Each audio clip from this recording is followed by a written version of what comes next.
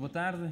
Cumprimentar, desde logo, o Sr. Presidente da Associação de Municípios de Vale do Douro Sul, meu caro amigo António Borges, Presidente da Câmara de Rezende, Sr. Presidente da Câmara Anfitriã, Francisco Lopes, Presidente da Câmara de Lamego, os Srs. Presidentes da Câmara de Lisboa, de Penedono e de Sinfãs, os restantes Presidentes de Câmara, Presidentes de Junta de Freguesia, Srs. Deputados, vejo aqui também alguns Srs. Deputados, caras amigas e amigos, enquanto o comando vem ou não vem, eu queria fazer o enquadramento deste início, muito obrigado, da apresentação, que é a propósito da reforma à administração local, e dizer desde logo que só vale a pena fazer, seja que reforma for, se identificarmos desafios que queremos ultrapassar, neste caso, alcançar. E esta não é diferente. Nós colocamos este documento, e como o Sr. Primeiro-Ministro, desde o primeiro momento que o apresentou, referiu, é um documento que iniciou um debate nacional, um debate onde é desejo do Governo, desde logo os eleitos locais participem ativamente, mas um debate que, para além dos eleitos locais, toda a sociedade portuguesa se deve envolver, porque quando falamos de administração local, naturalmente, falamos também dos nossos concidadãos, porque ela só existe para os servir. E, naturalmente, que, quando falamos de desafios da administração local, dizer desde logo, até porque estamos aqui no Concelho de Lamego, no Alto Distrito de Viseu, numa zona de baixa densidade demográfica, dizia, quando falamos de desafios, os desafios aqui para a administração local são naturalmente muito diferentes dos desafios na área metropolitana de Lisboa ou na nossa cidade de Lisboa. E é importante, enfim, termos isto em consideração porque, desde logo, quando falamos em administração local, falamos do todo nacional, mas temos que ter presente que os desafios são diferentes, até porque o nosso território, Portugal, tem variáveis socioeconómicas que são diferentes quando analisamos o território como um todo. Dito isto, vamos ver se eu sou capaz de trabalhar com esta coisa, eu preparei aqui um enquadramento que nos dá, desde logo, aqui o nosso Portugal continental e tem ali, e daqui deste pequeno slide, retiramos que ele tem como legenda o indicador de envelhecimento por sub-regiões e verifica-se o indicador de envelhecimento, enfim, para quem não está familiarizado com estes conceitos, neste caso é dado pelo o número de pessoas com mais de 65 anos por cada 100 pessoas que têm menos de 15 anos, 100 jovens com menos de 15 anos. E dá para perceber os tons, não foi de propósito, Sr. Presidente da Câmara de Lisboa, mas os tons de rosa e de vermelho são os piores, são aqueles que os indicadores de envelhecimento são mais altos e, portanto, o tom rosa indica-nos que o indicador de envelhecimento é superior a 150, quer isso dizer que há 150 pessoas com mais de 65 anos por cada 100 jovens com menos de 15 anos. O vermelho tem indicadores de envelhecimento superior a 200, portanto, para cada 100 jovens até 15 anos, nestes territórios há 200 pessoas com mais de 65 anos. E este quadro acaba por ser revelador deste outro, que nos dá a evolução demográfica nos últimos 10 anos e dali decorre que, sobretudo, o interior de Portugal, inclusive este território onde estamos, tem diminuições demográficas substanciais. Decorre também, o vermelho tem evolução demográfica superior, decresce mais do que 5%, os tons de bege entre 0% a 5%, mas ainda decresce, e só os azuis é que são territórios onde não se perdeu população em Portugal entre 2001 e 2011. Também temos aqui um outro dado, que não deixa de ser interessante, os territórios que estão a azul, portanto, basicamente ali Algarve, Setúbal, Lisboa, Leiria, Aveiro, Porto e Braga, é onde estão já 75% dos portugueses. Um outro dado interessante naqueles distritos que estão ali a vermelho, Guarda, Bragança, Vila Real, Porto Alegre, Castelo Branco, Beja e Viseu, está 13% da população portuguesa. Nos outros 4, Porto, Braga, Lisboa e Setúbal, estão 55% dos portugueses. E, portanto, estes desequilíbrios, obviamente que têm um histórico, não é de agora, não é da última década, era bom que fosse, mas não deixam de ser dados que naturalmente têm que ser relevantes para aquilo que são os desafios da administração local, nomeadamente nos territórios de baixa densidade demográfica. E eu diria que o grande desafio é vencer aquele ciclo vicioso que temos aqui neste slide. Na verdade, a baixa densidade populacional, o que leva é que, havendo poucas pessoas, poucos jovens, há pouca propensão para o empreendedorismo, há pouca propensão para o desenvolvimento económico, por consequência, há menos emprego. Os mais jovens, naturalmente, que em função dessa variável vão procurar de vida para o outro lado e gera-se aqui um ciclo vicioso que fecha naqueles indicadores de envelhecimento que víamos no primeiro slide e, portanto, isso quer dizer que a taxa de crescimento natural é negativa. Aquelas pessoas que se conseguem atrair para o território não compensam de todo essa taxa de crescimento natural e há aqui um grande desafio que é, naturalmente, sobretudo nos territórios de baixa densidade populacional, quebrar este ciclo vicioso. E é um desafio muito complexo, porque, naturalmente, depende de muitíssimas variáveis, depende, naturalmente, da administração local, mas também depende da administração central, de, desde logo, perceber a problemática e, sob o ponto de vista estratégico, enfim, fazermos a análise bem e apontarmos um conjunto de ações para, pelo menos, atenuar este fenómeno que existe em 2/3 de Portugal. Os dados dos censos de 2011 dão-nos que 2/3 do território nacional perdeu população. E, naturalmente, que aqui falamos de coesão territorial e dizer também que para quebrarmos o ciclo vicioso, para que possamos ter resultados de políticas para a coesão territorial, não basta redistribuir fundos. Já percebemos ao longo destes últimos anos que não basta plantar investimento público, é preciso criar um conjunto de dinâmicas sociais e económicas nos territórios que tenham impacto suficiente, enfim, onde elas são implementadas, para, a partir daí, gerarem-se dinâmicas sociais e económicas de modo a fixar os mais novos. E, portanto, os grandes desafios da administração local como um todo, e eu diria que destes territórios de baixa densidade demográfica em particular, são, sobretudo, estes 3 grandes desafios. São desafios na área da gestão, são desafios da valorização do território, são desafios de desenvolvimento social e económico. E, para isto, é necessário fazer diferente. Se nós fizermos igual, enfim, em todo o perímetro da administração pública, naturalmente também na administração central, eu diria que aqui, em síntese, se fizermos igual, não há nenhuma dúvida que os resultados serão os mesmos. Se queremos e identificamos que temos uma ambição de termos resultados diferentes, portanto, resultados que combatam aquela análise que acabei de fazer, evidentemente, para ter resultados diferentes, só há uma coisa a fazer, é fazer diferente. Porque quem achar que fazer mais do mesmo vai ter resultados diferentes, acho que está enganado, porque, enfim, temos espaço temporal suficiente para percebermos que não chega já fazer mais do mesmo.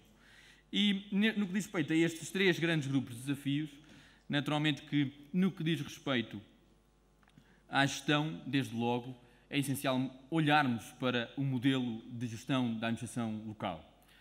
Nós temos, enfim, um modelo que é, sobretudo, um modelo que foi, naturalmente, evoluindo também, mas basicamente o modelo tem como ponto de partida o início do poder local democrático em Portugal, que foi há 35 anos.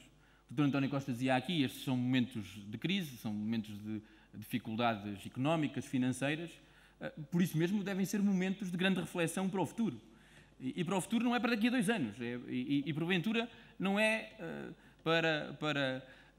desde logo, quem exerce os cargos políticos, seja na administração central, seja na administração local, não é para esses, todos nós que fazemos o exercício desses cargos ao dia de hoje. É pensarmos 10, 20 anos já à frente e refletirmos sobre o que queremos.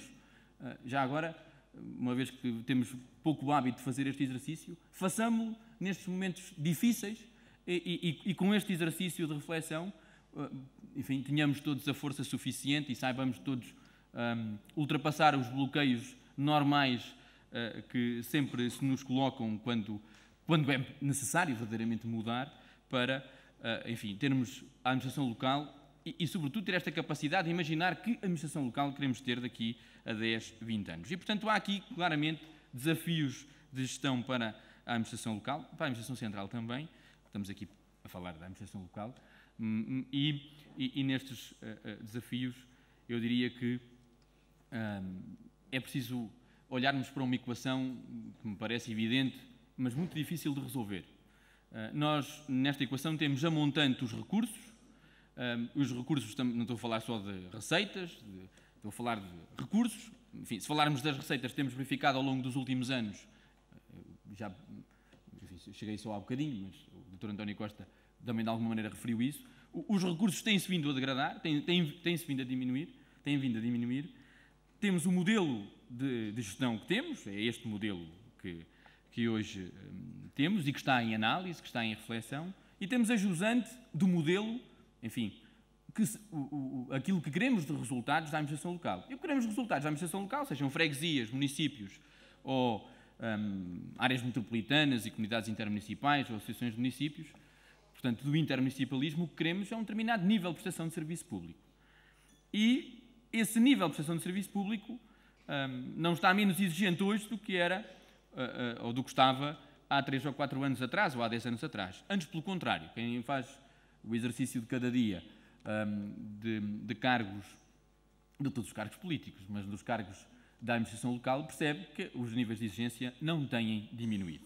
Mas o que é facto é que com menos recursos, e aqui com uma outra variável que está perfeitamente fixada, não é mais possível continuar a aumentar os níveis de endividamento de todo o perímetro da administração pública, por consequência também do perímetro da administração local, não sendo possível aumentar mais os níveis de endividamento se a montante, as receitas, os recursos estão a diminuir. Se nós imobilizarmos o modelo, só há uma saída. Vai haver menos prestação de serviço público. Dito de outra maneira, o nível de prestação de serviço público vai se degradar. Não há milagres. Se os recursos a montante estão a diminuir, se não é possível aumentar os estoques de dívida, com o modelo de gestão, enfim, fixado, na saída vai haver degradação de serviço público. E eu estou a falar, enfim, do futuro, sendo certo que esse futuro já está hoje no presente, já está bem presente, porque isto tem-se vindo a verificar de algum modo, pelo menos em algumas áreas do nosso país. E, portanto, o desafio é mesmo olhar para um modelo de gestão e, com menos recursos, isso é um dado, com outro dado que não é possível aumentar mais níveis de endividamento, aliás, o desafio é diminuir os níveis de endividamento, com os níveis de exigência que os cidadãos nos colocam, olhar para o modelo e modificá-lo. Enfim, acho que não devemos ter medo das palavras, nós somos um povo que normalmente gostamos do mais ou menos, assim, devemos modificá-lo. Como modificá-lo? É isso que está em reflexão e, naturalmente, que o Governo não sabe tudo.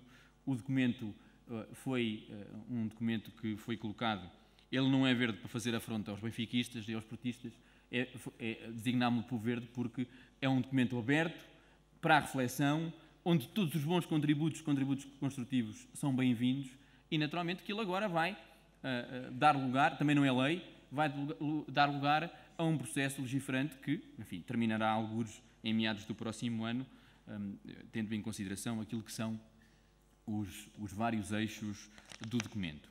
Antes de ir aos eixos, dar aqui só uma nota sobre estes 2 outros desafios que têm a ver com a valorização do território e o desenvolvimento social e económico. E estamos aqui numa zona em que isso já é bem feito. Na verdade, sobretudo nestes territórios de baixa densidade demográfica, o trabalho em rede, sejam redes locais com os vários parceiros que existem em cada um dos municípios, seja o trabalho em rede subregional, entre vários municípios, mas chamando para estas redes de trabalho outras entidades, como sejam as entidades ligadas ao sistema científico e tecnológico, as universidades, os institutos politécnicos. Há cada vez mais necessidade de trabalhar em rede para conseguir atingir esses novos desafios que têm que ver com valorização do território, que têm que ver com desenvolvimento social e económico. Inovando, dizer ou fazer uma precisão. Eu acho que em Portugal se confunde muito a palavra inovação com outros conceitos quaisquer, e nomeadamente com criatividade. Inovação não é criatividade. É bom termos criatividade, é bom, enfim, fazermos novas abordagens de conceitos. Quando se fala de inovação, naturalmente falamos de fazer diferente, mas fazer diferente para acrescentar valor, porque se não acrescentar valor, não é inovação. É uma outra coisa qualquer. Pode ser uma excelente ideia, pode ser uma bela criação, mas não é inovação. Inovação tem que criar valor, tem que acrescentar valor ao território. E isto é essencial fazer-se com redes locais, com redes regionais. E eu diria que há desafios maiores ainda para a administração local em Portugal, que é associarem-se para além daquilo que é o próprio território português e formar redes internacionais, porque só temos a ganhar com isso.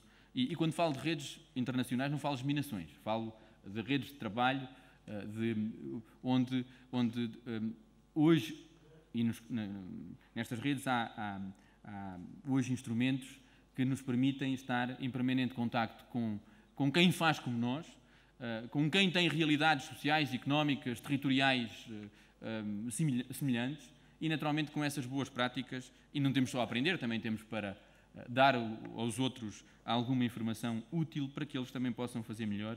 E portanto aqui a palavra-chave para a valorização do território e desenvolvimento social e económico é sem nenhuma dúvida fazer para acrescentar valor e sobretudo haver cada vez mais lideranças que não são lideranças dentro das próprias fronteiras de cada um dos municípios, são lideranças que devem sair fora dessas fronteiras e fazer o exercício dessas redes.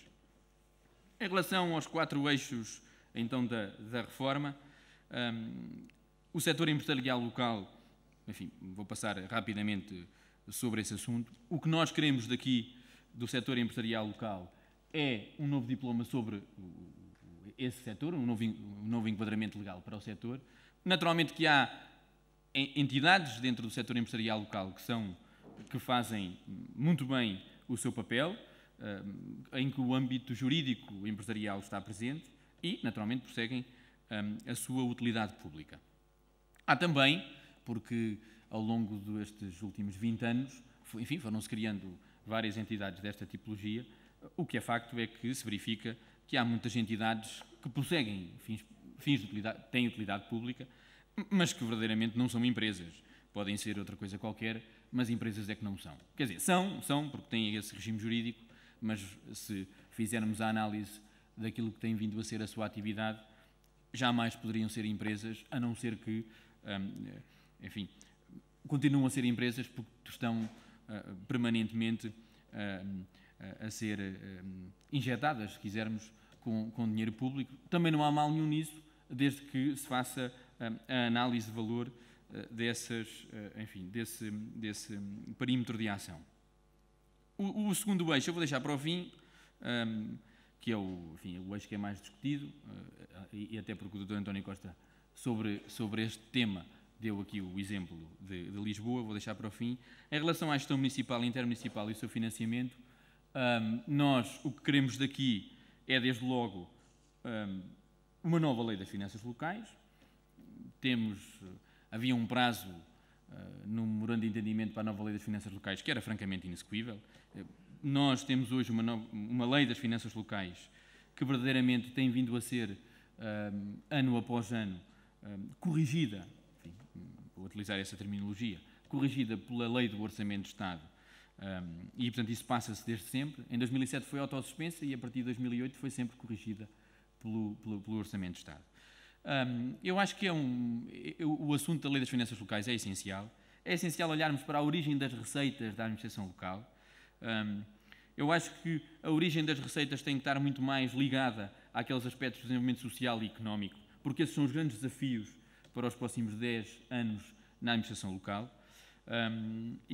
Portanto, há aqui, desde logo, um objetivo com este terceiro eixo, que tem que ver com a produção de uma nova lei das finanças locais, que naturalmente terá a participação dos municípios, da Associação Nacional de Municípios, da Associação Nacional de Freguesias, do próprio Tribunal de Contas, que está pronto para cooperar connosco, para chegarmos, enfim, a uma lei das finanças locais que funcione, que seja prática e que funcione. E, naturalmente, vai aproveitar coisas que existem na presente lei e outras que, por sua vez, irá modificar. Na gestão municipal e intermunicipal, o Dr. António Costa falou aqui de competências e que é necessário olharmos, enfim, não só para a questão da extinção ou aglomeração de freguesias, mas como um todo para o edifício da administração local. Estamos plenamente de acordo. Nós tratamos, digamos que, em vários eixos. Eu tenho dito que esta reforma, tal qual como ela está apresentada, é um puzzle. Se lhe tirarmos peças, enfim, fica, naturalmente, pode na mesma chegar ao fim. Fica meio desfigurada. E, portanto, neste caso particular, quando falamos de gestão municipal e intermunicipal, é essencial falarmos dos modelos de gestão e dos modelos de governação dos nossos modelos associativos intermunicipais. Nós temos duas áreas metropolitanas em Portugal, a área metropolitana do Porto e de Lisboa, que naturalmente têm uma configuração e uma realidade específicas. Temos depois comunidades intermunicipais. Nós não quisemos mudar outra vez o modelo. Em 2003 criaram-se as comunidades urbanas, depois os governos do Partido Socialista resolveram criar as comunidades intermunicipais. Este governo assumiu a comunidade intermunicipal como boa para fazermos o desenvolvimento da gestão intermunicipal. Em relação às comunidades intermunicipais, em relação às áreas metropolitanas, aqui o grande desafio há aqui dois grandes desafios dentro deste desafio, dois objetivos dentro do desafio. Um deles é identificar as áreas que estão no nível municipal e que podem perfeitamente subir ao nível intermunicipal. Os municípios, enfim, foram 35 anos de atividade, permanentemente a evoluir, têm um trabalho estupendo no que diz respeito à qualidade de vida das comunidades locais, mas, como eu disse, é fundamental aproveitar este momento também para refletirmos, sobretudo, não olhando o presente, mas olhando para a frente, olhando para o futuro. E há, obviamente, competências que estão individualizadas nos municípios e que podem, se subirem para o nível intermunicipal, podem claramente gerar mais eficiência e, portanto, servir melhor as pessoas ainda, e mais eficácia, libertando recursos. Porque é fundamental libertar recursos para resolver a tal equação difícil que no início caracterizava. Por outro lado, há um outro objetivo, que é, a um nível do Estado Central, se identificarem as competências que são potencialmente delegáveis ou competências a descentralizar para a administração local, seja para os municípios, seja para as áreas metropolitanas ou para as comunidades intermunicipais. E também é essencial dizer uma outra coisa. Quando falamos de passagem de competências da administração central para a administração local, portanto, para o perímetro, quando falo de administração local não estou a falar só de municípios. Falo de municípios, enfim, acho difícil passarmos competências diretas da administração central para as freguesias, mas da administração central para o intermunicipal e para os municípios é perfeitamente possível. E é preciso dizer o seguinte, as competências, ou digamos que a metodologia de descentralização, não têm que ser as mesmas em todo o território, porque o território é diferente, porque a massa crítica, os próprios recursos que a administração local tem, enfim, para dar aqui dois exemplos, em Lisboa ou em Sinfãs, são diferentes. Ou na área metropolitana de Lisboa, ou na comunidade intermunicipal que engloba aqui estes territórios, enfim, que eu não sei o nome, mas devia saber, o Douro, são diferentes. E é essencial que nós tenhamos isto em consideração, porque temos um defeito.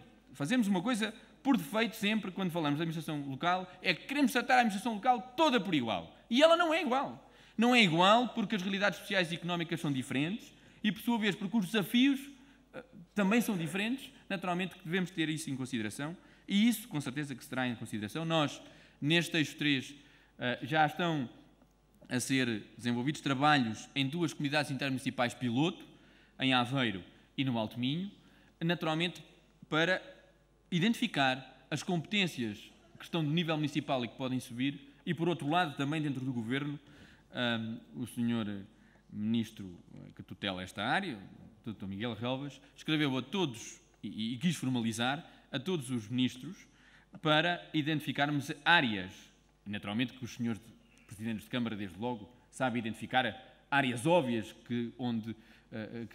onde é mais fácil identificar essa potencialidade de, estando essas políticas, essas áreas, essas competências mais próximas dos cidadãos, podem ser mais bem exercidas. E, portanto, isto é que já é o que está a decorrer em termos de trabalho, neste eixo da reforma. Hoje pela manhã reunimos com a área metropolitana de Lisboa, portanto, eu hoje acompanhei o Sr. Presidente da Câmara de Lisboa, andamos a perseguir-nos, e já tínhamos reunido na semana passada com a área metropolitana do Porto, porque entendemos que aqui, nestas duas áreas metropolitanas, este trabalho tem claramente que ser feito a duas mãos. E eu queria, sobre isto, dizer ou sublinhar a seguinte ideia. É essencial que os eleitos locais, nomeadamente os Presidentes de Câmara, no que diz respeito a estes objetivos que estão identificados neste terceiro eixo da reforma, se envolvam diretamente, acrescentem valor, porque são, sem nenhuma dúvida, os atores que mais sabem sobre estes assuntos.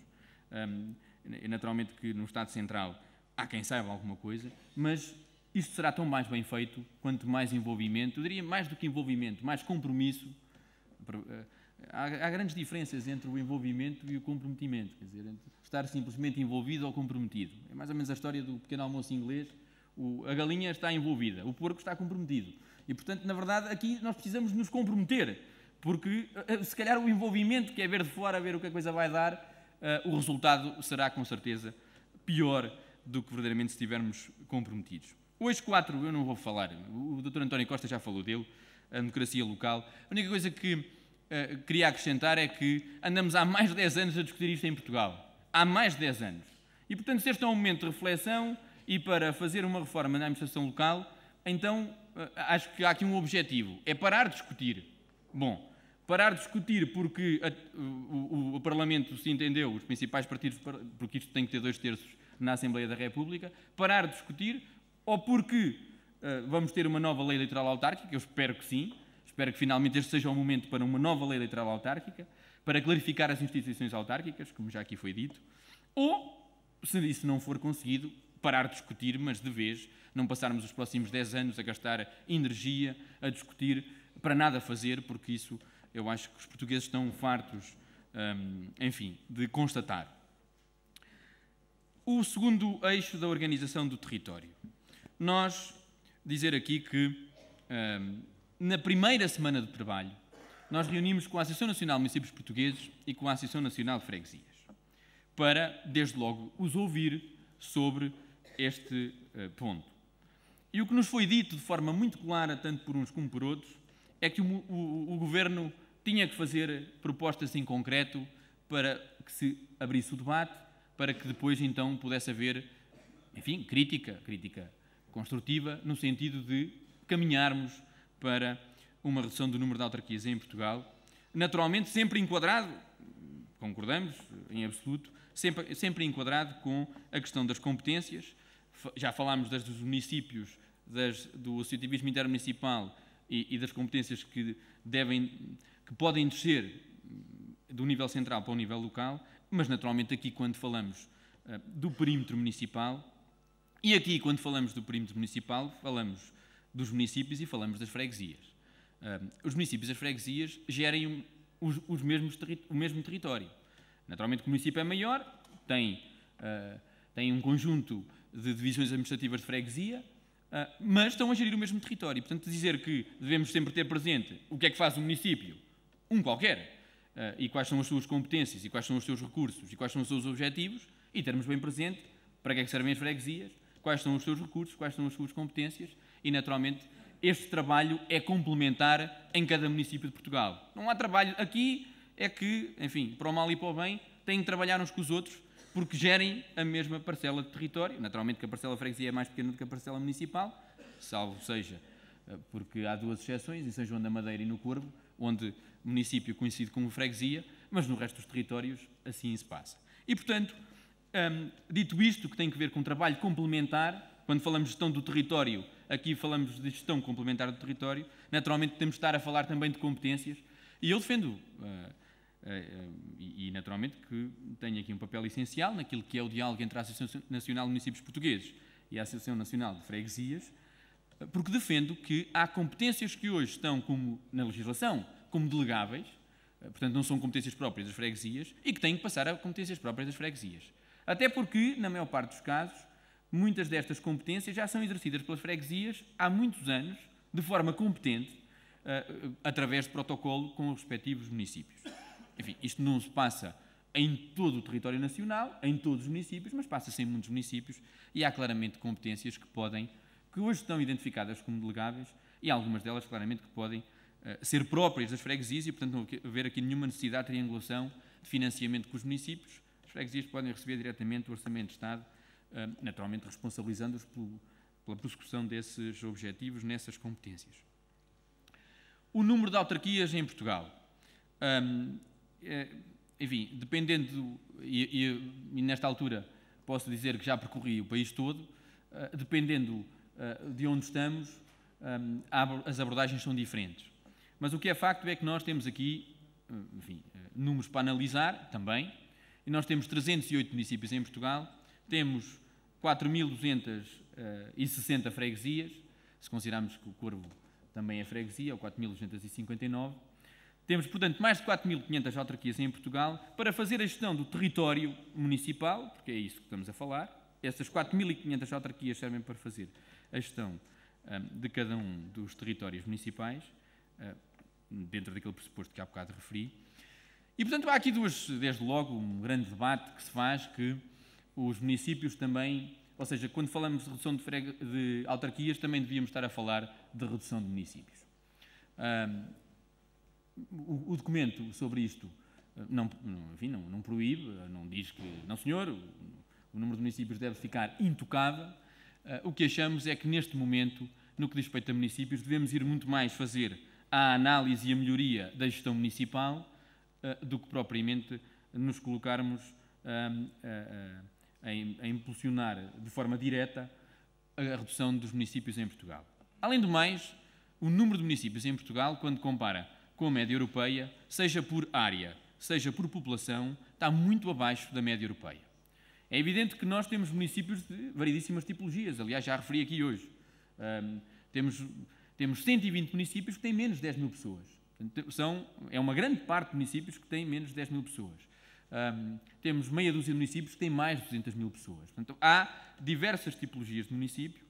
Eu sou da opinião que, tal qual como temos a organização administrativa feita hoje em Portugal, somos um país que basicamente tem Estado central, não há regionalização. Este não é um momento político, enfim, podemos ter mais a favor, mais contra. Este não é um momento político para se falar de regionalização. Esta reforma não atrasa nem adianta a regionalização. Há de haver um momento em que, porventura também neste assunto, deixaremos de falar, concluiremos de vez que não é para fazer, ou concluiremos de vez que é para ter, mas este não é o momento político para isso. E também acho que esta reforma não atrasa nem adianta esse assunto. Enfim, tenho as minhas ideias pessoais, não as vou transmitir aqui, mas o que acho é que os municípios são o único veículo de descentralização de políticas públicas com recursos que nós temos em Portugal. Essa é que é a verdade. Não temos outro, porque não temos regiões administrativas, não temos poder regional, e os municípios cumprem aqui um papel essencial, sobretudo, ainda ontem estive em Almada a participar num jantar-conferência. Eu acho que a percepção de um cidadão de Almada, aquilo que eu percebi daquele jantar-conferência, é que é completamente diferente da perspectiva ou da percepção do cidadão de Lamego sobre o papel que o seu município tem no desenvolvimento social e económico daquele território. É diferente. E, portanto, devemos ter algum cuidado nestas análises, não querendo com isto dizer que não há espaço para se fazer essa discussão no que diz respeito à fusão ou aglomeração de municípios. Quanto a freguesias, nós temos 4.260 freguesias e confesso que podemos claramente fazer o mesmo com menos freguesias. Não é uma questão de poupança direta. O objetivo não é reduzir as transferências do Orçamento de Estado para as freguesias, é uma questão de gestão territorial que deve ser feito de forma complementar com o respectivo município.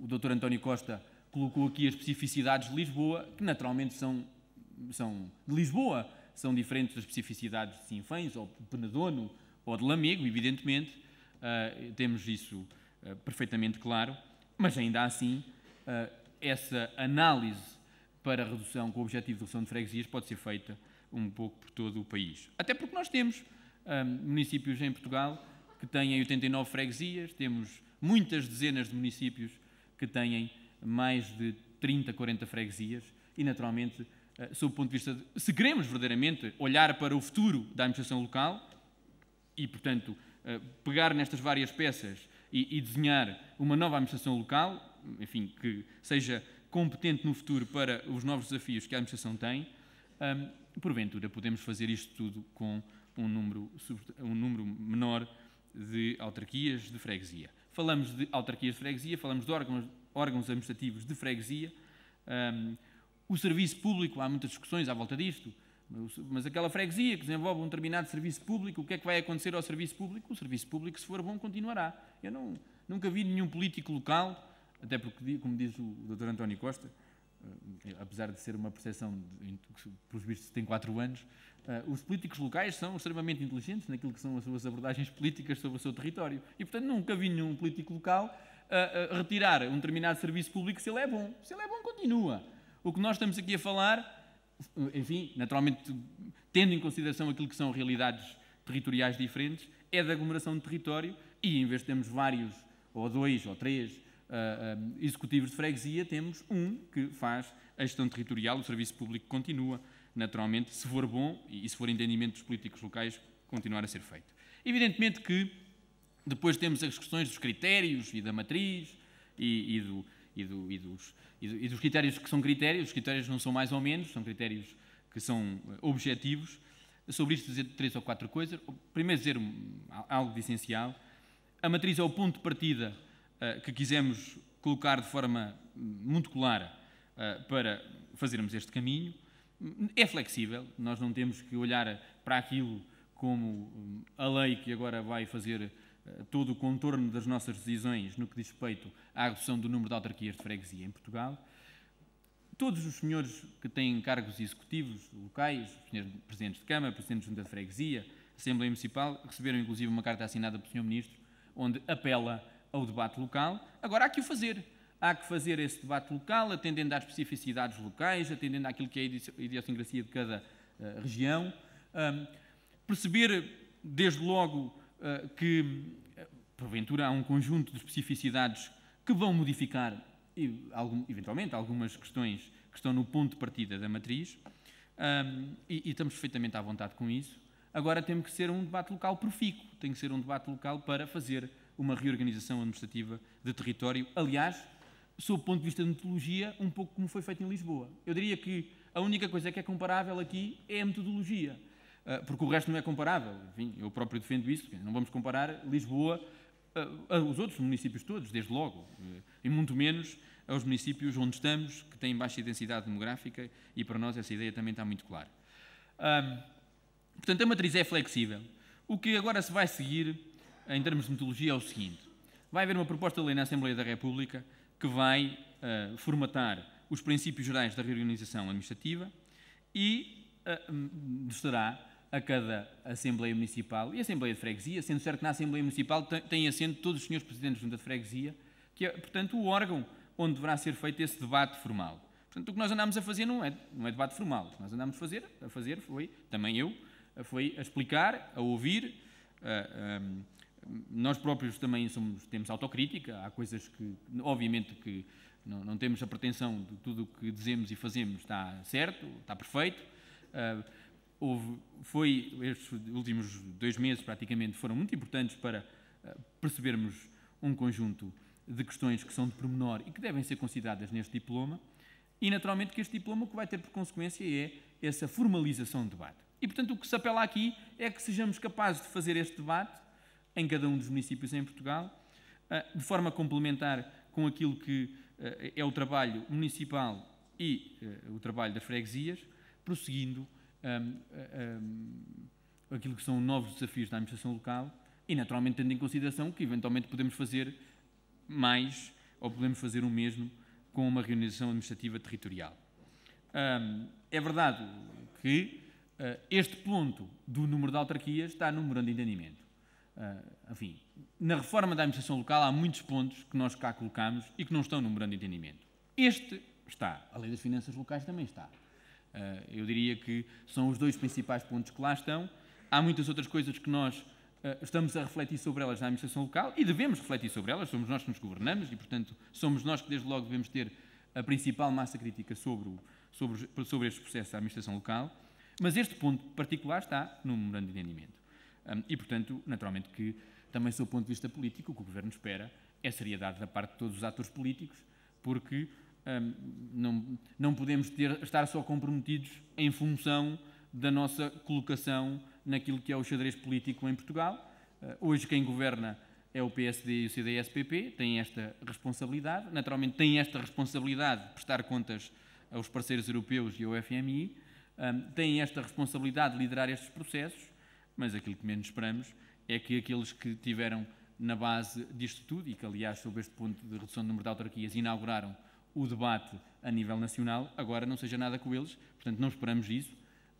Esta semana houve um debate na Assembleia da República, uma audição ao Sr. Ministro Adjunto e dos Assuntos Parlamentares, e portanto mais uma vez ali reiteramos, é o sítio certo, que o Governo espera das outras forças políticas, e nomeadamente do Partido Socialista, neste processo, contribuições no sentido de prosseguirmos os objetivos, que não são objetivos da maioria, são objetivos nacionais, e naturalmente que o que está não é lei, reforço, o que está é um documento aberto, é um documento que está em debate público e naturalmente agora vamos prosseguir para as fases seguintes, que são debates, são processos mais formais e é aqui que é essencial que todos se envolvam com o processo. E naturalmente chegaremos a melhorias no que diz respeito ao diploma, a matriz que, enfim, faz impressão a alguns. Eu diria que se não houvesse matriz, aliás, expliquei que se não tivesse havido esta proposta inicial, provavelmente estávamos no mesmo sítio ainda hoje. E o que é facto é que temos que avançar, porque além de um conjunto de compromissos, os compromissos têm tempos para serem realizados. E com isto, em termos de perspectiva geral daquilo que é a reforma da administração local, termino, sobretudo sublinhando a seguinte ideia. É, 35 anos depois, essencial que cada um dos cidadãos portugueses, mas sobretudo aqueles que têm responsabilidade nas autarquias portuguesas, sejam elas de freguesia, sejam municípios, sobretudo esses, que consigamos juntos, naturalmente connosco, que governamos hoje, consigamos refletir sobre o modelo da administração local, mas refleti-lo tendo em consideração o que de bom e o que de mau aconteceu nestes últimos 35 anos e redesenhá-lo para os próximos 10 ou 20 anos. Esse é que é o grande desafio. É um desafio difícil, é um desafio, como todas as mudanças e, portanto, como todas as reformas, extremamente difícil. E nós, normalmente, em Portugal, somos muito adeptos das reformas, desde que não sejam connosco. E, portanto, eu acho que aqui o grande desafio que se coloca a cada um de nós, e na administração local, que é feita em Portugal por gente de fibra, é que assumamos esta reforma também connosco e, naturalmente, possamos contribuir de forma construtiva para que ela seja mais bem feita e que, quando olharmos para a frente e quando olharmos a 20 anos à frente, todos nós que aqui estamos iremos olhar para trás e lá nesse novo futuro, onde lá estar outros, tenhamos, digamos que esta boa consciência que contribuímos para que a administração local pudesse continuar a progredir e tivesse sido capaz de resolver um conjunto de problemas sistémicos que aconteceram lá atrás, há algures entre 2011 e 2012. Muito obrigado.